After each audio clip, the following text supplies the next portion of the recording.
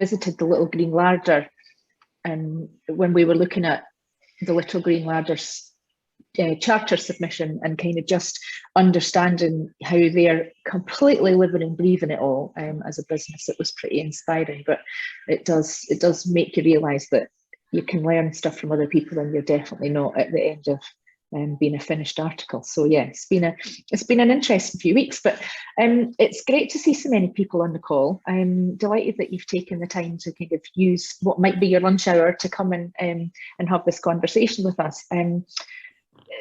Sarah will probably keep me right, and Sabine too. But so we're joined by Sabine, who we made contact with when Circular Tayside was just really getting traction, and we were hoping to persuade her across to Scotland to speak at one of our big High Noon lunch events, and that never quite happened. But we've always kept in really close contact. And when we hear her talk about her facility, that amazing space that she's running, such a brilliant innovation hub, and maybe is my way of putting it, and she will tell us an awful lot more, but it's hugely inspiring. It would be amazing to have a facility like that in our patch. So I guess that's maybe top of my wish list.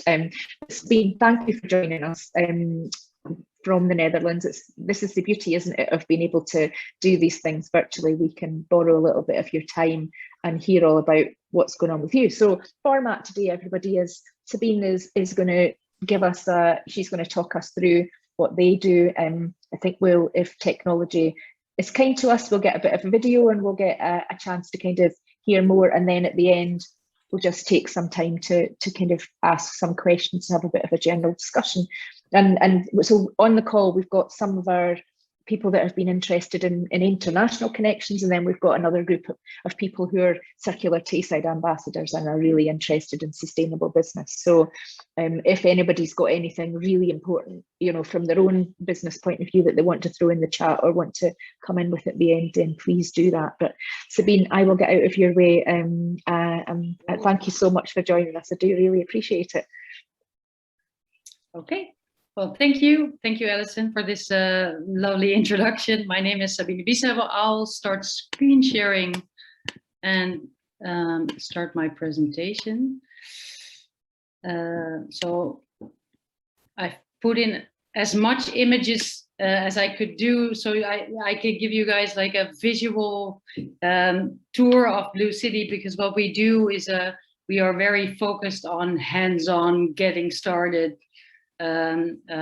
feeling the circle economy, because it's about resources, it's about materials. So that's what we think is important. Let me check if everything works. So you guys see my slides? Yeah, sure do. Yeah.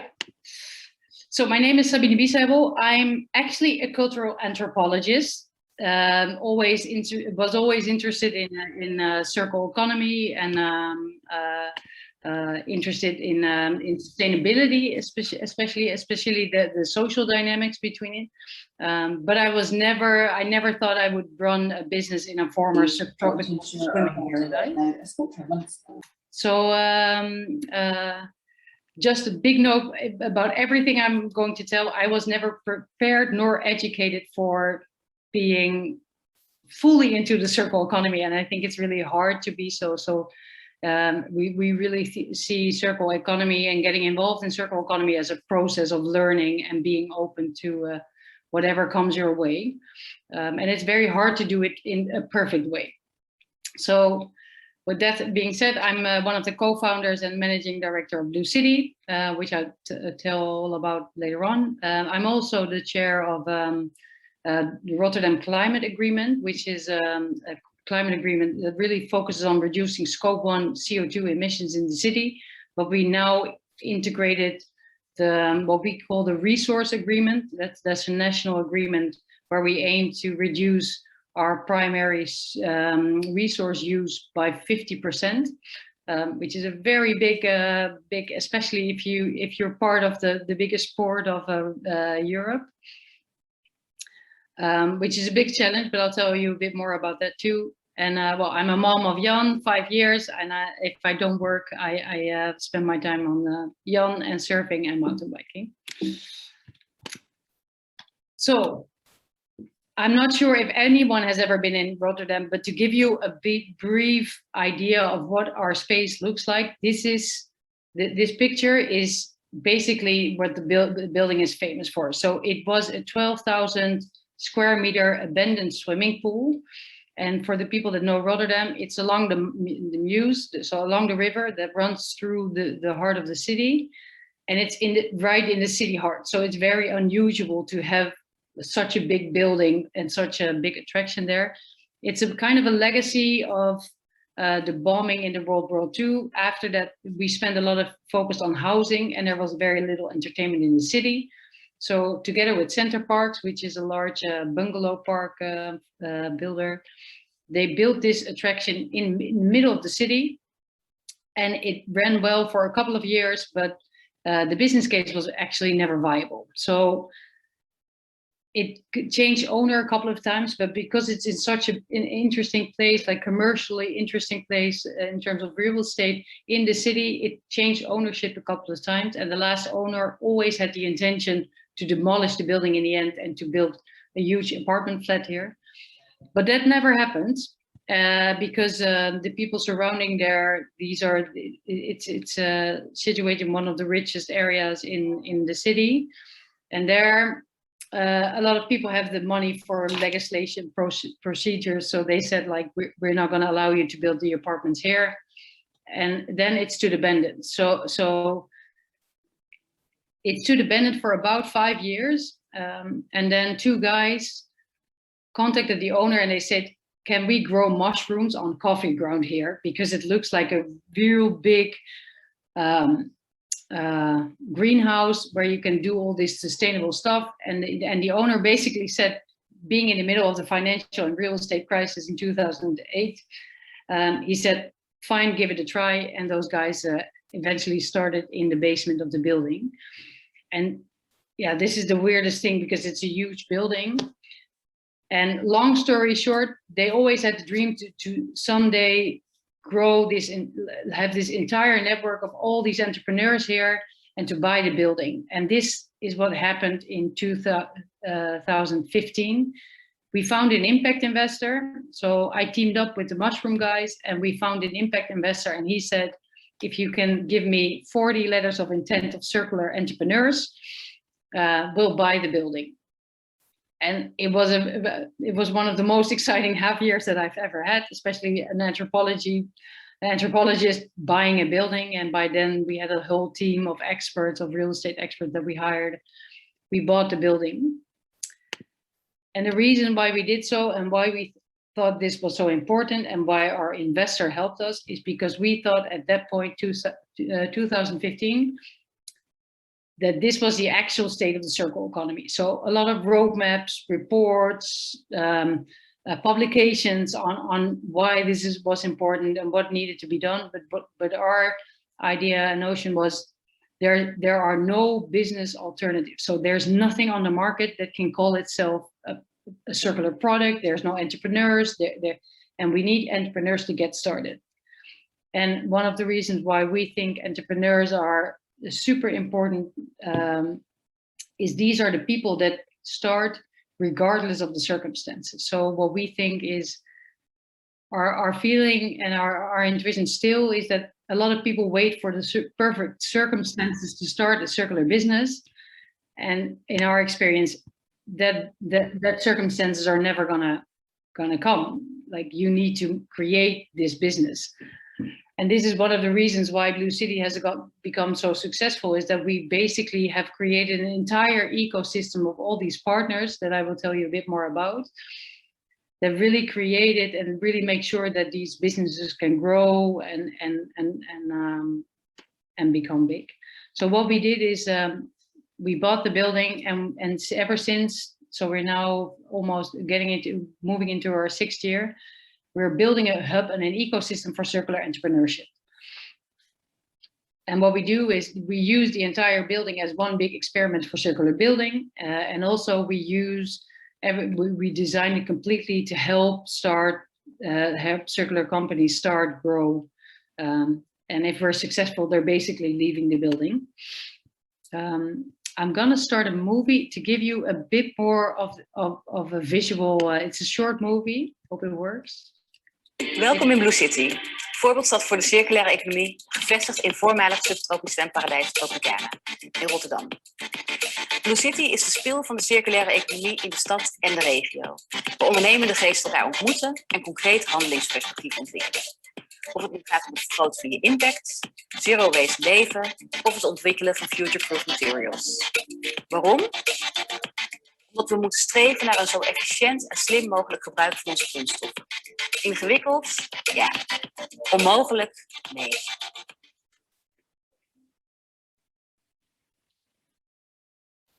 So hopefully. Welkom in BlueCity. Voorbeeldstad. I need to change the slides a bit in order to move on to the next one. So, to give you a bit idea, the city and about the name and our philosophy. So when we look at circular economy, we look at it as a different way than just recycling and just reducing our primary resource use. So what we see, what is needed is that we need to look at nature and natural systems, and that circular economy basically is about restoring our relationship and creating a healthy relationship with our ecosystems. That's the end game. So it's not about closing loops. It's not about making sure there's no waste anymore, because if that's the sole goal, then you still have unhealthy systems. So what we do is we take nature as the primary inspiration for our businesses and the way we create value. So what you have here is we kind of created a model to explain how we look at things and how we are maybe, why we say we base our philosophy on a book called The Blue Economy. It's written by a Flemish man called Gunther Pauli, and he takes about 10 business cases from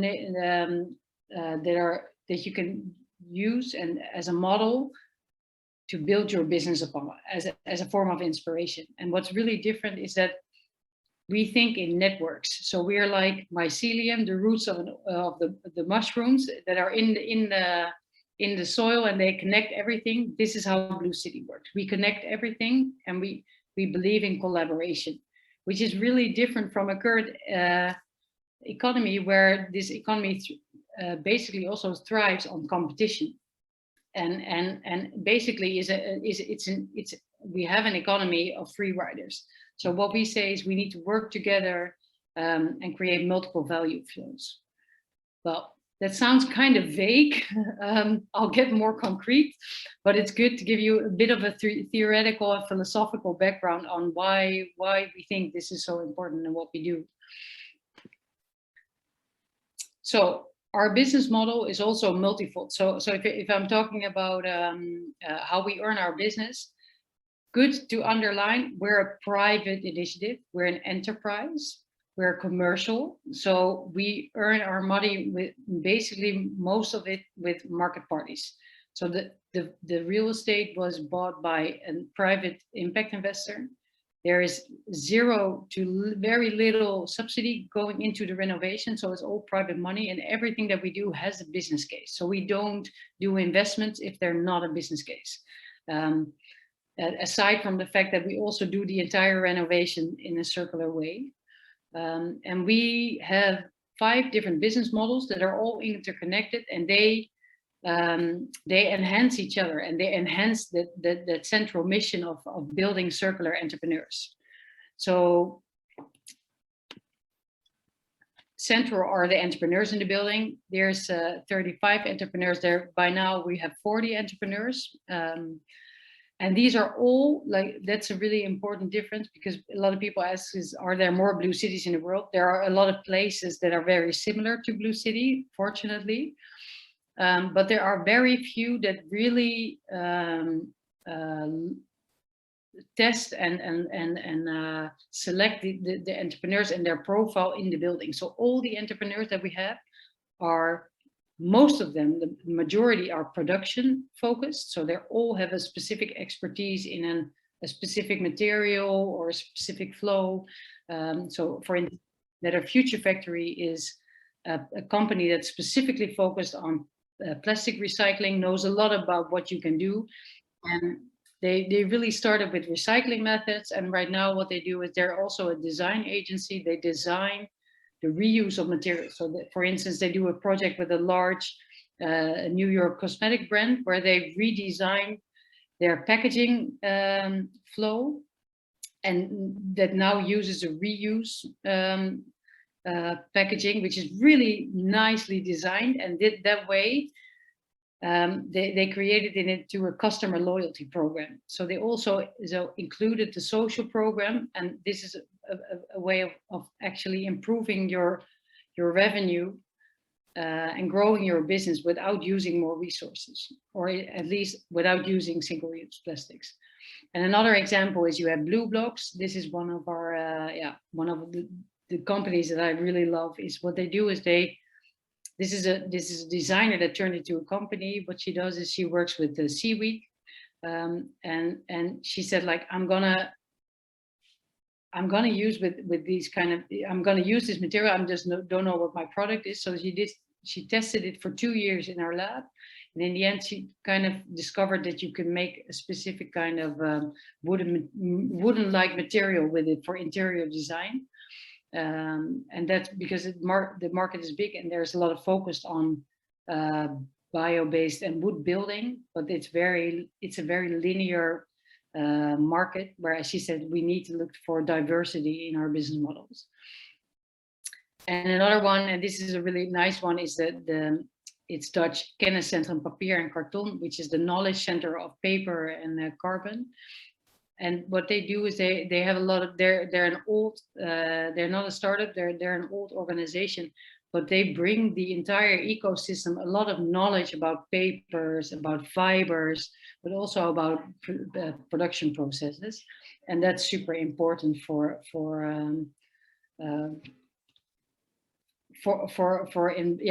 especially the younger companies that often lack the knowledge about production processes. So what we do is we have circular office spaces, which is just a small part of the company of the building. And here we experimented with reused materials, where we were able to actually turn an old discotheque.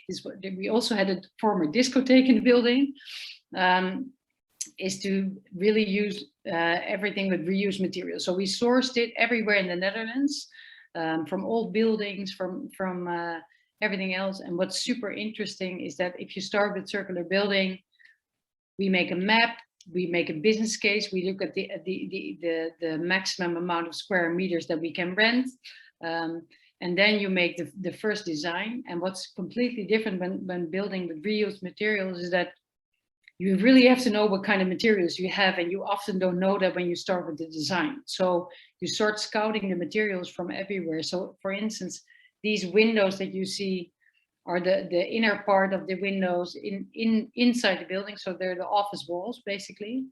And we found them in a building in Maastricht, in the south of the Netherlands, that was about to be demolished. And here, what you see is, what's really hard is that you have to get them out. You have to arrange the logistics, and then you have to find a contractor that's actually willing to work with these materials. And they were a bit too big. So you also have to have the right size and a big amount. And this is why our architect and our contractor together came up with this design. And you see this specific kind of shape of the windows. That is not because it was so beautiful, but the windows were too big. And that's the kind of improvisation that you need. And of course, we need like modular designed, better materials that are designed for multiple lives. But in the meantime, we also have a lot of materials that we can still use and reuse. So one of the most important places in BlueCity, and so the circular offices are part one of our business model. So all the entrepreneurs pay a commercial rent. So this is for us also to test the viability of the enterprises that are placed in BlueCity. If they don't want to pay a commercial rent, we sometimes give them like a small discount in the beginning to grow their business, but most of the time we ask them to pay a commercial. And this already tests like the commercial mindset of, and for us, the difference between, are we dealing with idealists or are we dealing with entrepreneurs that are very idealist? And we need the second one. So another one is a laboratory and a makerspace. We have a makerspace downstairs where we develop materials. What's super important when you start with the circular economy is it's not about the material. So for instance, I have a great case, which is a super Dutch case because it's about cheese. And we're working together with the cheese industry in Gouda. And what they want to do is they want to have a non-plastic coating. And there are a lot of options that you can use to have a non-plastic coating. But the problem is that it requires a behavioral change and change in the business of their value chain partners. So the cheese maker can get the other coating, but the guys that are actually selling the cheese need a different kind of cooling systems, and they need to change the cheeses in a different way, and they're not used to it, so they won't buy it. So this is why as a laboratory and a makerspace, as a makerspace itself, the business case is already really bad. So you can't just have you have very little viable makerspaces that run without subsidies. And what we found the sweet spot is to have these kind of partners. What we do is we rally up the consortia of all these partners, and then we let them pay together as a consortia. That we let them pay us to develop these kind of coatings together with a network of experts and designers. So this is basically what we do. So we run a laboratory, but we basically into the stakeholder management kind of. So I'm actually in BlueCity, so you'll probably hear some making here and there. But what we do is together with the lab, our goal is to actually create and bring to the market a lot of materials and circular prototypes per year. So what you can do is, what we see is, and this is really the innovation heart, is we can start circular product, but someone needs to develop new materials. So what's really hard when working with the circular economy is that sometimes you end up recycling materials. For instance, in the textile industry, if you start building recycling facilities for the textile industry, you really, often these kind of facilities need a lot of feedstock, and you run the risk of creating hungry monsters that are actually basically giving an incentive for the original product to be there, whereas the original product might be a very low quality plastic made t-shirt that shouldn't have been in the market in the first place. So that's one of the reasons why we also want to create and develop the materials and bring them to the market. And often these are really the bio-based materials. So we hardly work with plastics or fossil ingredients anymore. So what we also have is circular production spaces. This is one of the most important things. And when we started BlueCity, when you talk about circular economy, you need to feel it, you need to smell it, you need to be able to touch it. So this is one thing that we find super important, is it's about materials. So we don't want to rally up an ecosystem of experts and accountants and advisors. But we really want the makers, and this is one of the most important. Is the biggest part of the building that is now has been renovated is all production spaces. And also, and I'll tell you a bit more. I'll go a bit more about why this is so important. BlueCity is in a very nice place, and a lot of people are super attracted about the pool. So we use a lot of the facilities. One, to run the business case, so to use the events as an additional form of income to do everything, because rallying up all those stakeholders is often, they pay us after they've been rallied, but it costs a lot of money and people to rally those stakeholders. So we earn our money with events and programming. We had a bit of a rough 2 years, but we're still here. And normally we organize about 150 private events, 200 tours, and we have about 18,000 visitors a year. Most of them are business to business, so it's a lot of business events that we do. And what we now have is we have a CRM system. So we really monitor what kind of businesses there are, and we really involve our entrepreneurs. So by that, we're really creating a kind of synchronicity. And this is why you need multiple businesses that enhance each other, where we do a lot of matchmaking. So what, for instance, if there's someone from the construction industry, we introduce them to the woman that's making the materials from seaweed. And we do a lot of matchmaking. So we use, on the one hand, the networks of the people that come in here. So it's also like an ongoing sales machine. And on the other hand, it's we use the programming, so our own events, to really lobby and put the circular issues on the agenda, to share knowledge, to rally up the entire ecosystem, to involve partners, to involve the market, to involve the government. So we work really closely with the local and regional governments and their circular programs, and we team up with them. We organize events. For instance, in 2 weeks' time, we have an event for 250 restaurants that we actually we learn them and we introduce them to our entrepreneurs that have food solutions or food waste solutions or alternatives for single-use and plastic packaging.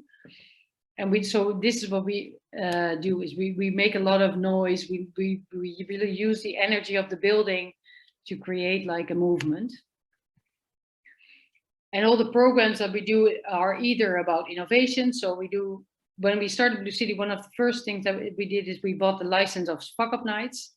And why this is so important is this creates, I think, I'm not sure how your culture really is, but the Dutch are really bad at failing. So we really like our success. We're really process minded. And if you want an entrepreneurial atmosphere, you really need fuck ups and failure, and you need an open atmosphere where this can be shared. So we do programming to enhance and create a vibrant entrepreneurial setting.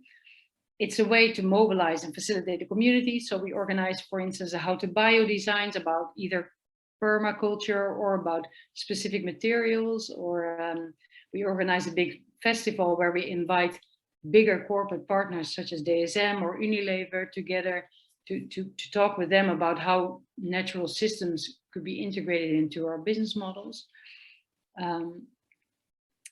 And a lot of the programs that we do, and this is super important when it comes to sustainability, are about how to get started with complex issues. So we don't try to organize a lot of things where people kind of, especially in this phase, it's really easy to get demotivated because it's such a complex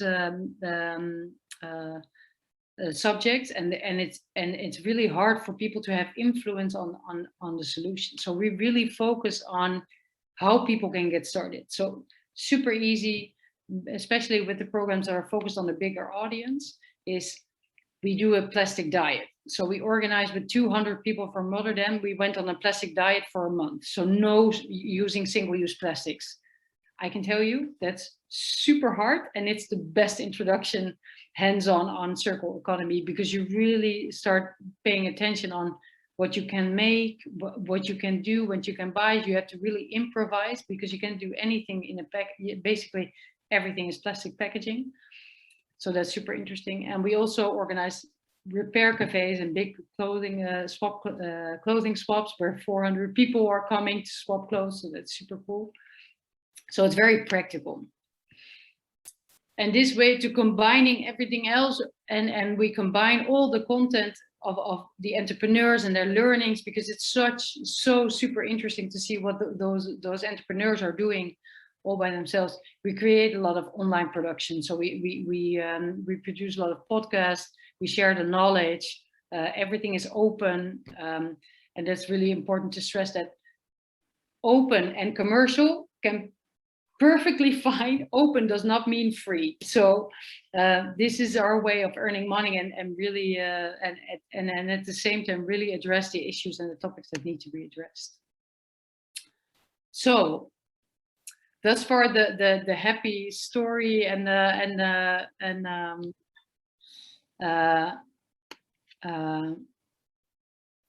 like it kind of you already have a circular economy hub where everything is perfect within our hub, and then you look out and outside and you're saying like, okay, well, if it's so booming and so big, then why isn't everyone doing it now?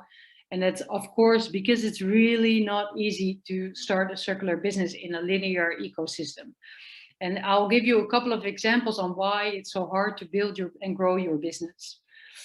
So when it comes to, you have the customer view and perception on circular products, or you have a big design and branding challenge there. So circular products are often perceived as more expensive, as we're used to cheap products. And these cheap products are never embedded with the environmental cost. So yeah, we're like, it's cheaper to get unhealthy food. Meat is way too cheap actually, and often vegetables are very, very expensive. So this is really a trend that we need to change, and it's the same in every sector. So it's also the same in the plastic and the packaging industry. Single-use plastics are super cheap and recycled materials are more expensive. So that's a really important one. You have also the perception that circular products can be perceived as inferior. A big problem in the plastic recycling industry is that, yeah, it's a lot about marketing and how your product looks like, but a lot of the especially mixed recycling institutions struggle with getting a high quality, good material on the market.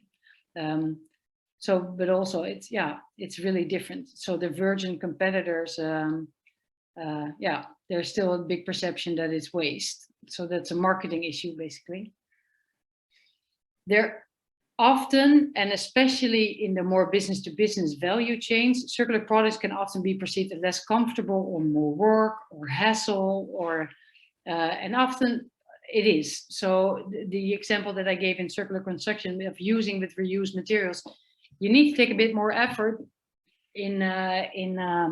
to find reused materials, and there it's getting easier to find those, but because also the financial incentives aren't there, it's easier to use new materials than circular or reused materials.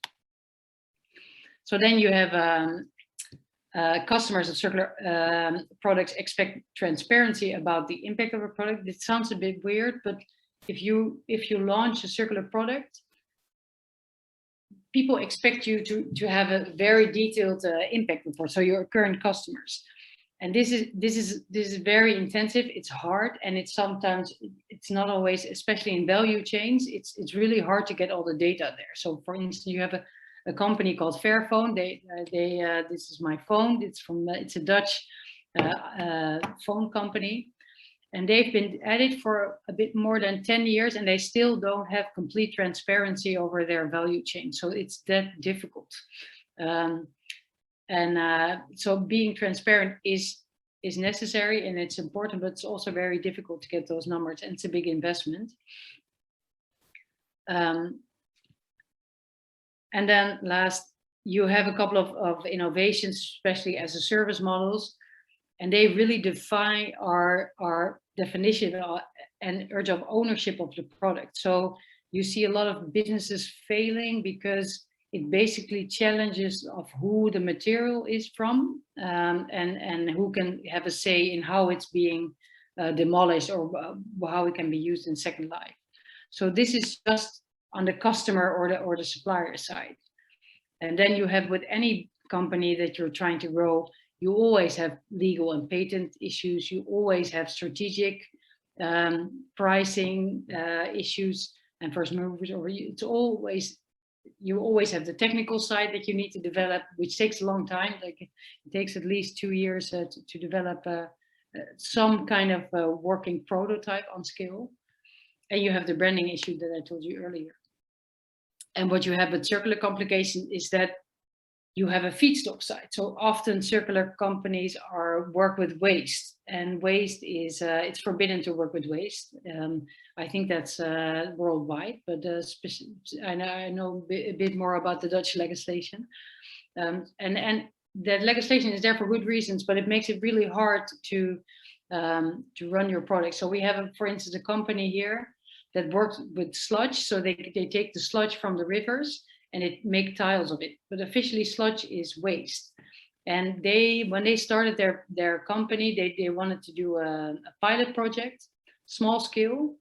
And what they needed to do is they needed to get the waste on the highway, a little small street in the province, and then into the city.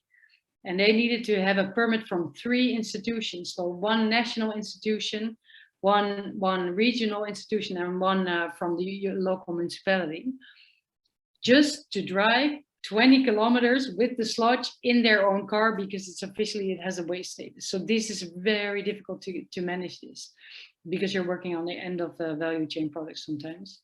Well, you have a strategic issue, and I can better call it and refer to it as a macroeconomic challenge, is where virgin alternatives are always cheaper. So this is a real important one you have in a legislation now, or a project that's a European project called the X-Tax. It might be interesting for you to look into, where they're really advocating a tax shift from moving tax from labor to moving it from moving the taxing on virgin materials. And this would create a level playing field for circular companies. Well, then you have the technical analysis. You have to have a lot of challenges in the material analysis, a lot of focus there.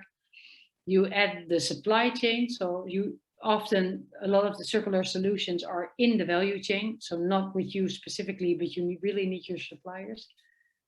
And then, of course, it's the branding that I told you earlier about. So what we do as BlueCity is we do a lot of programs, and one of them is an accelerator, which I thought would be interesting to tell you. A lot of the companies that are in BlueCity are in the lab phase. So they are here. And if you look at the startup scene and the innovation scene, they focus a lot on startup and tech, which is most of the time. There's, of course, a lot of hardware also, but you have a lot of accelerators and everything else are really focused on the software way of growing. So our growth mentality there, which is very hyper in the startup scene, is hardly focused on hardware and production processes. So normally you have a tech phase and then you really scale the software and then you have an exponential growth. Whereas if you're a production company, you're in the lab phase, then you need a 100-kilo pilot, and then you need a demo plant, and then you need a plant, which is very capital intensive. And also in these 3 phases, so the lab phase, the pilot, and the demo plant phase, you don't have any customers yet. So you need all these facilities to have a material that's available on scale for customers to actually have their first batch and test if it's viable, if it's safe, and if it's any good. So, and before that, we're talking about over a couple of million invested in a company. So this is what we call the stuck in the lab phase. I'll give you an example. This is Marianne from the seaweed company. This is the material that she made when she was still in the lab. She now found the investment and now she's producing at a bit more scale. But she basically says, like, I'm in a catch-22 where I need to get my first clients and I need to scale and certify my product to get those clients. And scaling requires funding, but my investors say, do you have clients? And so this is like a catch-22 of a lot of production companies. And then you have Lori. Lori creates edible foils to replace plastics, basically, for food wrappings. And she makes it from a waste complexes and beer waste. So she's next to our beer brewer in the building, and she has developed this very specific recipe, but she doesn't have the facilities yet, and therefore she needs to work with other partners. And this requires like super good patent strategies and NDAs, because if they use her recipe, she's basically lost 3 years of her running her business. Well, and then you have partners that help in the process technology. So basically assessing, am I going to run a plant, like a big plant, or am I going to work with partners, and how do I actually build the business case of a plant? So how do I actually assess the machinery needed, the process technology, everything else. And that's just a couple of examples of the entrepreneurs that are here. So, and the last but not least, what we do is a lot of business development. So aside from helping these entrepreneurs, you can imagine that a lot of current businesses also have a lot of challenges with getting their business model circular. And what we do is we never do individual consultancy. So we don't, there's a lot of companies that can do this. But what we do is we always rally value chains, and we always rally sectors. So what we do is we work together with all the Rotterdam-based hotels and then strategize on what they can do. And we rally like an entire value chain about the cheese. And then we rally with them what we can do, and then we work together. And this way, we work together with over 40 corporates and semi-governments, and this number by now, especially in COVID times, which is super interesting, has actually grew. So that's really nice. And that kind of ends the story of BlueCity. I've been talking a lot, so and I haven't had time to look at the chat. So I'm really looking forward to doing the Q&A. I'll stop screen sharing so I can see you all. Thanks, Sabine. That was really fascinating, and I knew it would be. And we've got, well, I've got loads of questions, but I'm not going to ask mine until I've given the audience a chance to come in and ask theirs. So I will just, I will do it in the order that they've come in. But if anybody does want to put their hand up as well to kind of come in afterwards, Louise, do you want to come in and ask your question? Yeah, sure. Hi, Sabine. So my question was about how much do the people of Rotterdam know about BlueCity, and do they understand what the project's about and what's going on behind the swimming pool doors? Yeah, I think to be honest, half of the people of Rotterdam want their pool back. So, but this is like what we now have is.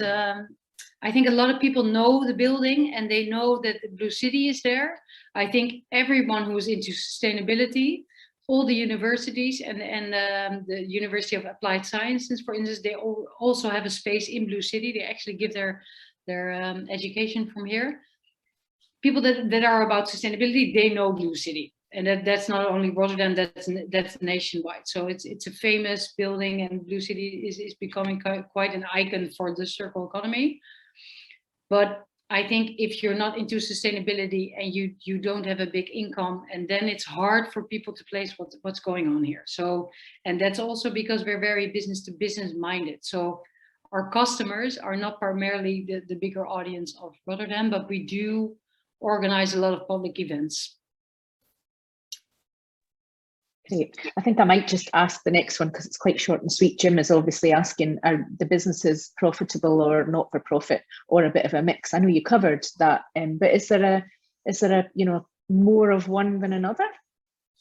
When I look at our own business model, the lab is the only one that is not for profit, but that has to do because it's it concerns a lot of early stage innovation. Here we have to have funds.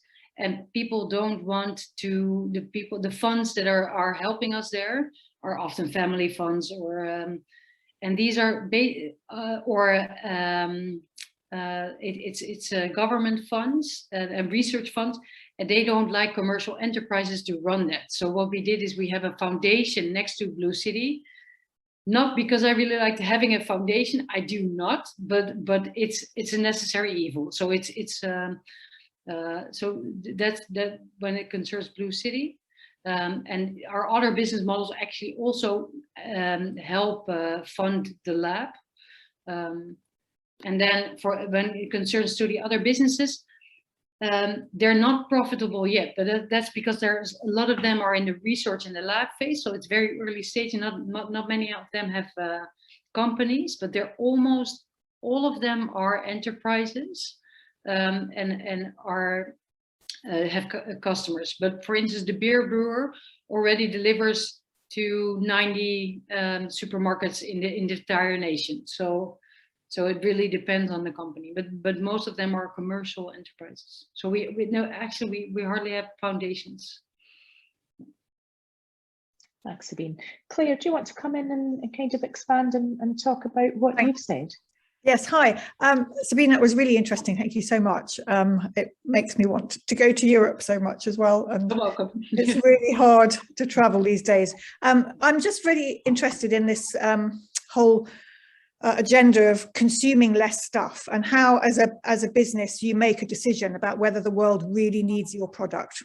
Yeah. And I wonder whether in the journey that your product manufacturers make, whether they really ask themselves that question, and how they make the decision about whether the world really needs their stuff or not. Yeah. It feels like a really important question, and I know it's a big discussion one. in the design community at the moment. Yeah. Thank you. Yeah. No, you're completely right, and it's a super difficult one. So I think a lot of entrepreneurs in the building do.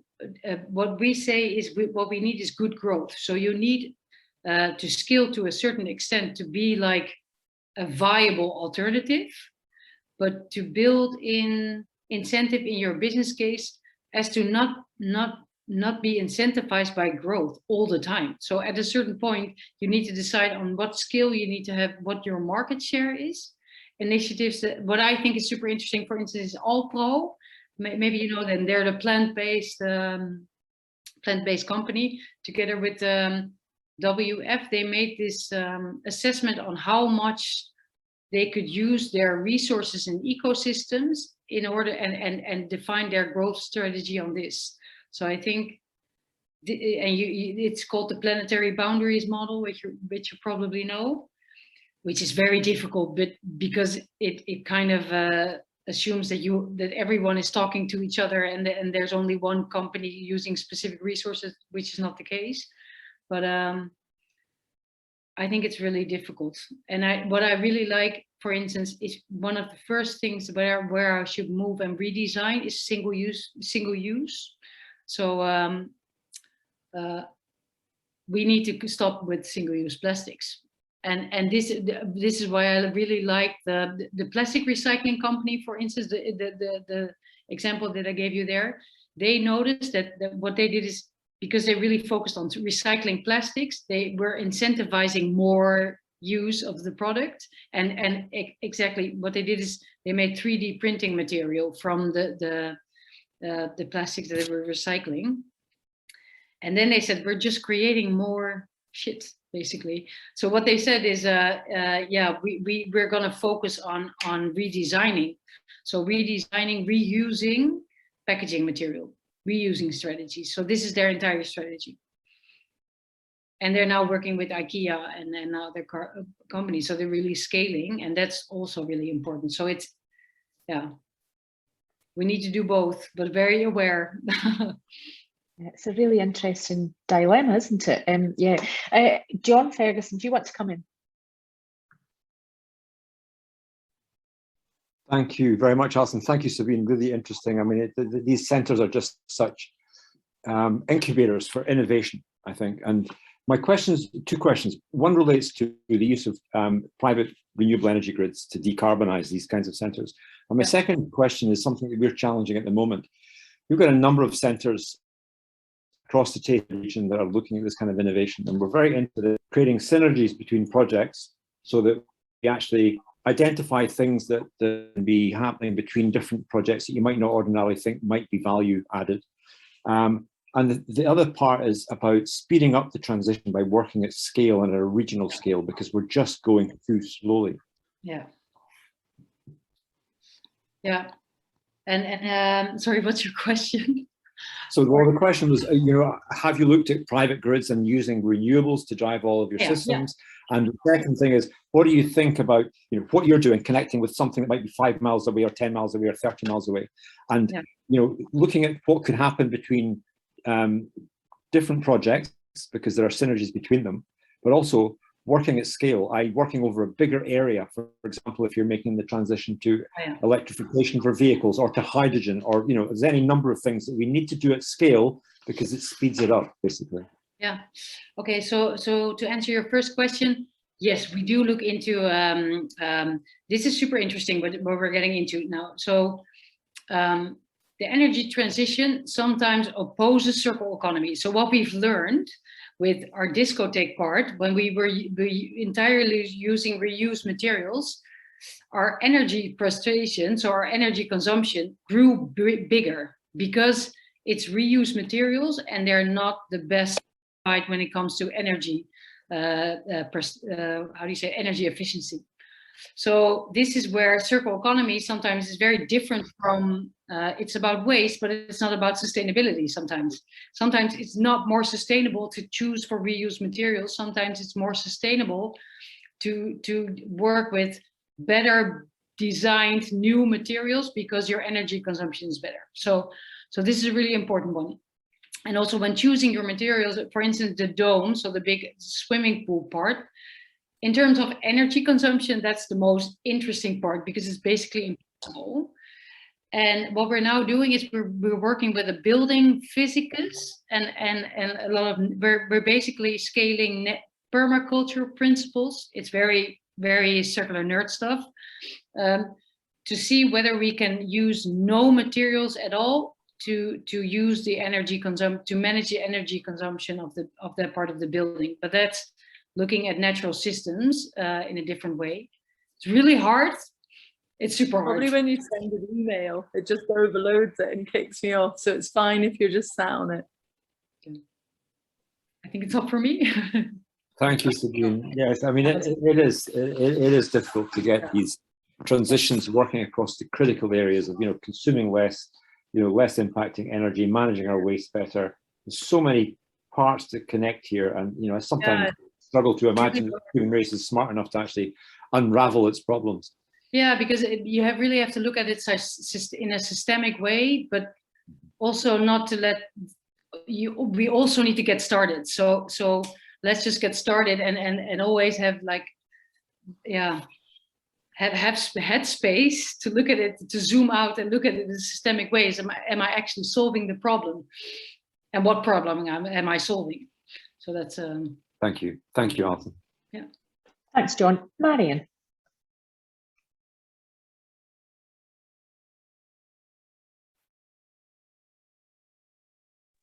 Sorry, trying to get my screen sorted there. Thanks so much, Sabine, for a very, very interesting talk. You talked at the beginning a bit about reconnecting with biological systems. As a trained biologist who has moved into business, the circular way of thinking is completely inherent. It's built into the way that I think. Yeah. But do you think that there is a lack of knowledge of city-based people around how biological systems work? And also, how are you connecting Rotterdam, which is a huge conurbation, with nature and the rural parts of the Netherlands? And is that something that you feel is really important? It feels in Scotland that that's a real challenge. Yeah. So let's start with saying that the cities have nothing to do with natural systems, and at the same time they are natural systems. So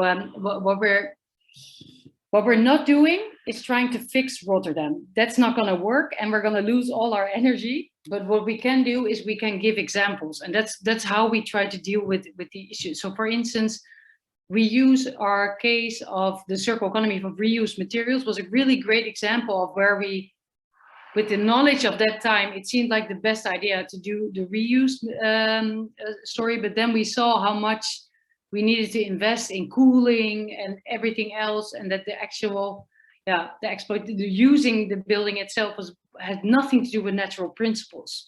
So this is why we're actually, when we're coming to the other part, we're saying we want to have a bio-based, we want to turn that part into a bio-based hub. And now we're involving ecologists in the design process. We're involving a building physicist, but not the regular business industry anymore. So we're really co-creating with the architect this in an entire different way. And our question is basically, how can we use as little materials and as much of the natural systems that there is? So there's a natural system here that it's actually, we have the Meuse, like the river next door. We have a lot of sun, so we're going to use plants in a different way. So we're basically experimenting on how we can actually make this work, and also to create a building that's actually adding value to the natural system instead of just adding value for people and a business.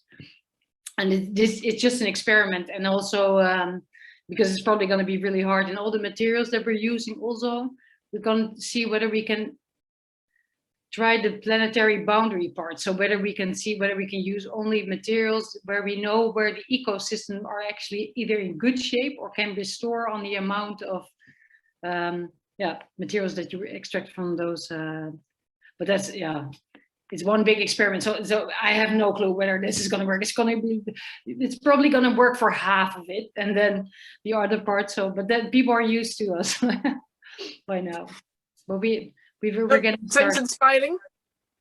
I think there's a real role for including biologists or people that work in biomimicry in these innovative solutions to what we're doing, because those systems already are there in nature, and we just have ignored them, and we kind of need to reconnect with them and understand how those mechanisms work, because the solutions are all there in the natural world. Yeah, I think the challenge is not if that needs to happen, because I completely agree with you. The challenge is being aware of the language that you talk and matching that language with someone who is into packaging. So how do you communicate with each other? How and when do you think along with someone? It's about timing, it's about matchmaking, and it's about learning to talk the same language. And if you can make that happen, then it'll work. But it's also about challenging the perceived wisdom on these things as well, and having difficult conversations and saying, well, actually, why are we using this? And is there, is it just because it's easy? But actually, what are the consequences of that? And saying, well, maybe we can do something. It might be a bit more difficult, but actually the end result is much more reusable or biodegradable or whatever. And I have those conversations all the time, and it becomes very frustrating. I know this is super useful to have. Yeah, this is super interesting, because this is also a strategy, and I think it's good to be aware that it's a strategy that ends up frustrating yourself. And someone, the best explanation that I've heard from an entrepreneur in the building is said, we make love to the system instead of opposing it. Is what we do is we try to focus on the positive alternative where we have influence of making a change, but we don't focus on where the system is wrong. And that's it's really important, because your frustration is you need your energy, you need your talent, you need your motivation, then you're powerful. But if you're frustrated, you're not powerful. You're talking about stuff that you don't have any influence on, and that frustrates. And this is why BlueCity stopped working with a couple of corporates that we cannot influence and change. So we stopped the contracts and partnerships with them because they wouldn't change. So PwC was one of them, and it's really important to strategize and to work with the industries. For instance, family offices, family-owned businesses are super interesting when working with sustainable innovation, because they have a generation strategy. And there you could, it's very, very much about picking your battles and timing when you're giving your feedback. So this is why we. It's interesting to hear. Thank you. Yeah.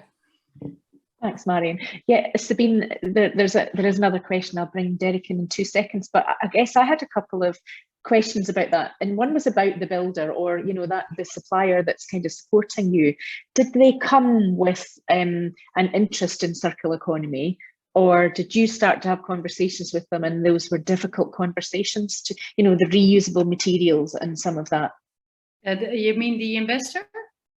Well, actually, the investor, yes, but also your architect or the company that's supporting, where you found those windows and went looking. Did you choose them because they believed in what you believed in as well? Yeah, that's a really important one to stress. I think we had a coalition of the willing with a lot of partners that had spoke the same language. So these were not people that we had to convince about the urgency of biology. They understand, and this is and also it taps into the point that we're talking about, is this coalition of the willing, these are your best friends because it's going to be super rough. Because when we started, the municipality had no idea what we were talking about. There was no circular economy strategy, and by now they are, and we really helped them grow their program of the municipality, but they had no clue. And after 3 years, we said, like, they still don't have a clue. And then after 4 years, they got it, and then now they're really embracing what we're doing. But so a lot of the stakeholders that we rely on, they weren't very into circular economy. They really had no idea. Also, a lot of the people that really have to check whether your building is safe. So this takes a lot of convincing. But the general team, and this was about 20 people and experts that bought the building and started the circular renovation in the first part. These were all people that knew what the mission was. And that's really important to make such an entity a success, because you need that coalition of the willing. Yeah, I think that makes a lot of sense. Derek, it's quite a short question, so I'll maybe ask it, and then you could always come in if Sabine doesn't quite get to what you were thinking of. But Derek is asking about how you're measuring or assessing circularity. Yeah, so we measure the impact of the renovation of the building, because otherwise, and we measure the amount of visitors, but then we're an ecosystem where all this weird stuff happens, and that's unmeasurable, and it's a waste of our time, to be honest. But what we measure is the impact of the building. So we have, and this is sometimes very difficult because you don't know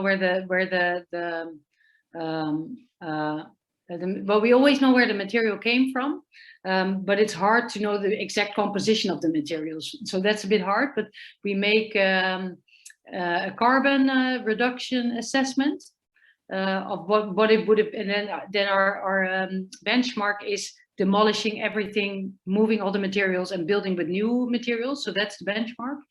And then what we do is how it is with reused materials, and then you see CO2, but we also make an LCA, so a life assessment analysis of the materials. That's the stuff that we use.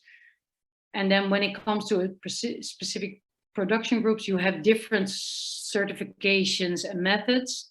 We try to stay clear of these kind of discussions, because we get drawn into discussions of definitions, and then we say, like, okay, this is an indication and we're moving forward. I hope that answered the question. Yeah. Derek, do you want to come in, or are you good? No, that's fine. The concern about circular economy is that people often have their endpoint established in their mind, and they will construct the case around to fit what they're going to do. Yeah. So they're not actually bringing over an evidence-based argument from the start. They've got an endpoint for this is where I want to get to, and damn the torpedoes type of thing. So, and that can actually cause real problems, because the damage to get to that point is even worse than the benefits of getting there. Yeah.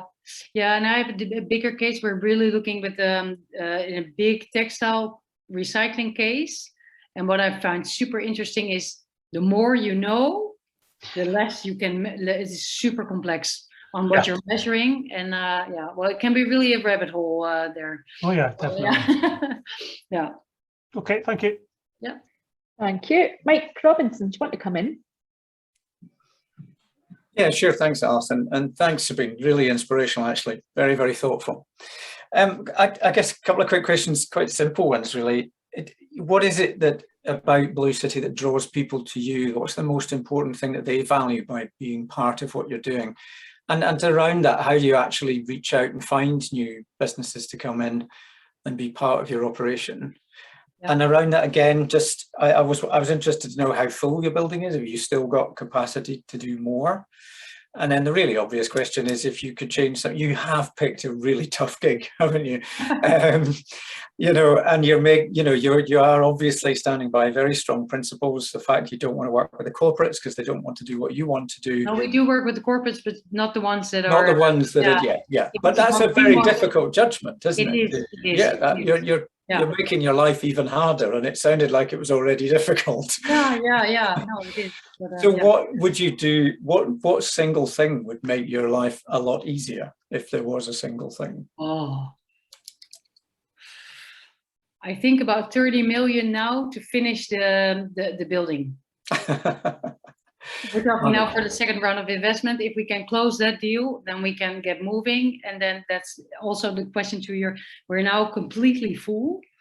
And we really need more space. So we were about to, we need about 25 more production spaces in the building. We have the business case ready, but we need investors. And family funds think we're too commercial, and real estate doesn't really get this. So, and I understand it, but it's hard. So we're now, but we finally are now in talking to investors that are really, that really get us. But this is also, difficult. Yeah. So that's the one. And I think, how do we find the circular businesses? What's really important to stress is that we have, of course, we have a lot of principles, but I think none of the companies is fully circular in BlueCity, and that's because it's basically impossible. And then also to tap into the point of measuring and definitions, define a circular company. So one has a circular material, the other one's really good at recycling, the other one has a bio-based material, but has difficulty with the coating, and so it really depends on where they are at, how big they are, and what their business and business case is. So we really have a personal intake conversation, and what we think is important is their openness to learn and their willingness to share, because you're part of an ecosystem. That's one. We test them about the quality of the entrepreneurship. So ideally, it's plus one person. So there's no such thing as an entrepreneur. There's always a team. Like, good businesses are run by teams, and so we really test on how many people are there. What's the profile of the CEO and the founder, and are these people open to collaborate? And then we look at the material. So we look at what is your, and if we think the business case is not viable, or so. The other day there was this guy that he wanted to make mycelium blocks, and we really believe in the material and the idea. But he's just not, it's not an entrepreneur. So this is a person that's going to live on subsidies for the next 10 years to come. And then we say, like, no, yeah, that's not going to work. So we said no. Yeah. Wow. So that's not a black and white discussion that you get from a book or a manifest. That's an assessment that you make based on experience and the people that are in front of you. And we make mistakes, and then we find out later on. Sometimes people just aren't the right fit at the time, and then they become the right fit, or they don't. Yeah. Sabine, can you tell us a little bit about the Rotterdam climate agreement that you talked about? I'm interested in, was that a really long and difficult process, and how did the community, so not the city as in the partners, public partners, but how did the actual city and the people and the businesses come to that climate agreement? Did they all come, rallying behind you, or was it difficult? Yeah. So it was initiated by the aldermen. So we had like a very conservative, like for Dutch conservative, but like a more or less conservative political parties in power there. And then we had elections, and then we had a very progressive, very green coalition. And one of them is an alderman sustainability, and he kickstarted this, and he started rallying. So what he did is you have the national climate agreement, and that has 5 themes, and this is the port and the industry, which is kind of a big issue in Rotterdam, and then you have the building, the construction industry, but the built environment. You have energy, you have mobility, and you have consumer goods. So there's 5 tables, and the goal is basically to reduce the emissions of the city by now 55%, benchmarking 2017. So that's a big ambition. So, and he just started, like he appointed 5 chairmen, and they are rallying coalitions in each theme. So we have a mobility coalition with a lot of parties, and in total we have 200 companies joining. And what they do is they agree on the goal, but they define the projects themselves. And the chairmen are the ones mitigating between the municipality, because sometimes the municipality is a difficult stakeholder. They have a different position, in a different interest. So it's like it's an institution that works alongside the political and the institutional municipality, and works together with market parties. So yeah, you are more liaison. Super, for me, it's very helpful. And now we started circular economy, and circular economy is about resources. And this is what I pointed out is sometimes those two collapse, because what you want when it comes to circular economy, you want more recycling facilities, but these actually increase your carbon reduction, emissions, because you have more production processes. But on the long term, in the scope, your value chain, you have a reduction of CO2. So that's super difficult on a city level to decide this, because, and especially when it comes to consumer goods, so textile industry, we're one of the biggest importers and exporters of secondhand materials in Rotterdam. And we do nothing with, but we have a chemical cluster that's able to recycle these materials, because right now we export them and most of them go to the incineration or landfill outside. So the actual impact is made elsewhere. So you really need to bear in mind as a climate agreement that you rely on other ecosystems and that we're part of a bigger picture. But to give you an overview of how we work. Yeah, no, that is really fascinating, actually. And how did COP26 factor into, you know, what went on in Rotterdam? Was it very top of mind, and do you think it was a success? Can I be super honest? I stopped following it. So I'll just read the management summary, but it's a lot of talk, and I'm super interested on what Frans Timmerman is doing on so I think the Fit for 55 program is super interesting. And I think it's super interesting. I really look at the European Parliament, so the legislation on what they're pushing now. I think that's super interesting person to follow, but the COP legislation is long term. It's a lot of lobbying. It's a lot of interest. It's blurry, vague. Yeah, no, not for me.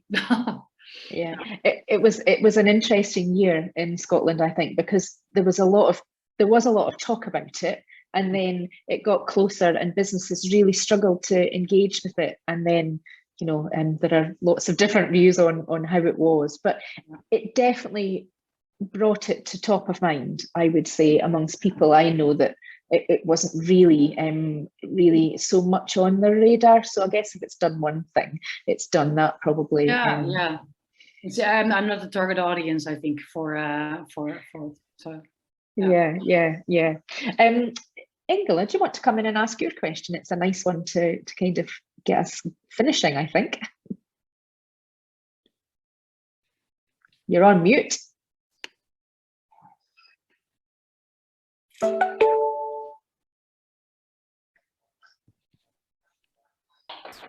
There you go. Okay, I'm here. Yeah. Hi, Sabine. Yeah, so my questions are twofold, but in short, I wonder, you know, what would be your top 3 lessons that you've learned while you've been working with BlueCity? That could be both business or personal, and also what would be your top 3 tips to us as human beings, as employees, as citizens, that we should adopt and follow? Okay, top 3 learnings. I think to build a coalition of the willing to surround yourself with people that are positive, that talk without being seclusive. I think that's super important to have such a mission as a base, because to stay motivated, because otherwise you get frustrated, and I really understand where you can get frustrated. I do sometimes too, but otherwise the mission of your company, or it just gets too big, and you're solving serious problems. I really love the movie Don't Look Up. I don't know, sometimes it feels for me that way. I don't know if you guys know the movie, but it's about coming to Earth, and it's all about extinction, and everybody's talking about how good the dresses look and about all this stuff that doesn't really matter. So I think that's a really important one if you're into an impact company. To have a team that you can sometimes cry and be angry that this stuff is not moving fast enough. And I have a really nice team, so that I'm really thankful. The other thing I've learned is the diversity of your team and the expertise is to be super realistic about it, what you can do and what others add, and to really surround yourself with diversity, and not to manage the diversity, but to let. So BlueCity is an ecosystem. We can say we're a community. I think we're more an ecosystem, and then that really means we don't manage things. We don't manage the entrepreneurs. We sometimes have we have a beer brewer, so we have a lot of the times that they put out the bar and we have drinks, and that really stimulates innovation. So this is not an alcohol advertisement, but it does help sometimes, like the informal setting is really where the ecosystem is. Absolutely. So to stimulate that, but try not to manage it. So that's a super important one, especially for Dutch people, I think. So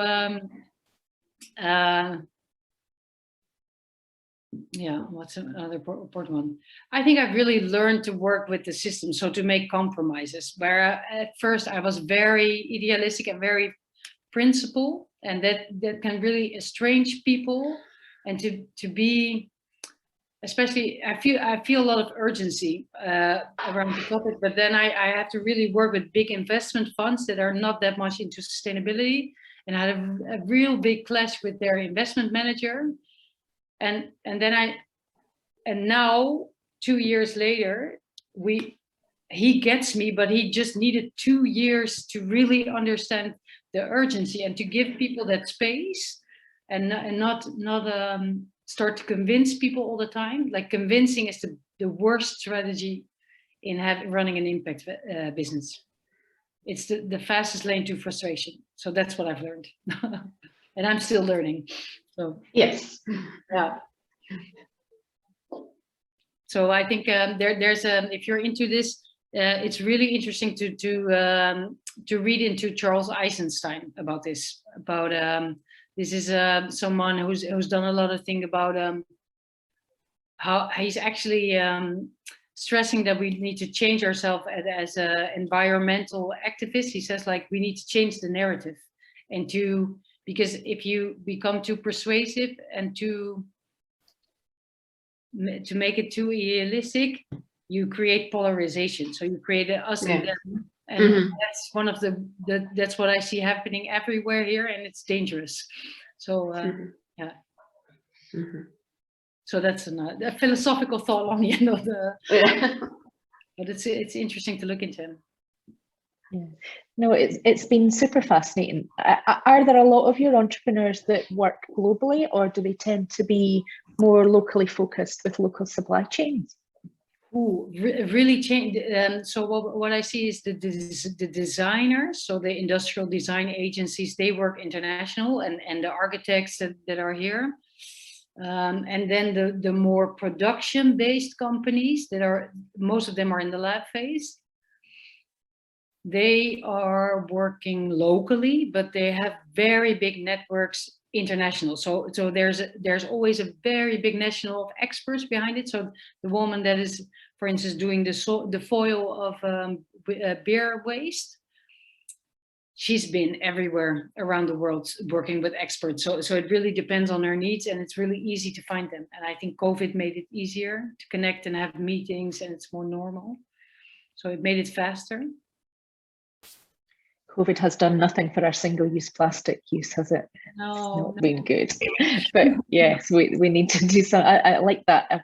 I sent a message to someone in the team to say, "Ooh, plastic diet." Now that sounds like a real headline grabbing week. I reckon we could all get behind that, folks, can't we? So I think, I'm conscious of time, and this has been really fascinating, and I'm excited by the chat, because there's a few people saying, "Oh, I'm going to be in your neck of the woods," and they might come and knock on your door, which is brilliant. And we are hoping to be in the Netherlands with a group of businesses in September. So we're just you know, feeling our way around, you know, what is COVID going to do, and Yeah. shall we just ignore it? You have to plan, don't you? You can't kind of let it get in the way, and then you just need a bit of a plan B or a plan C. So Sabine, thank you so much. Hugely interesting. We've had a few students on from the local university, as well as our circular ambassadors and some of the businesses that are interested in making global connections. So yeah, it's been a really great discussion. I really appreciate you taking the time to come on.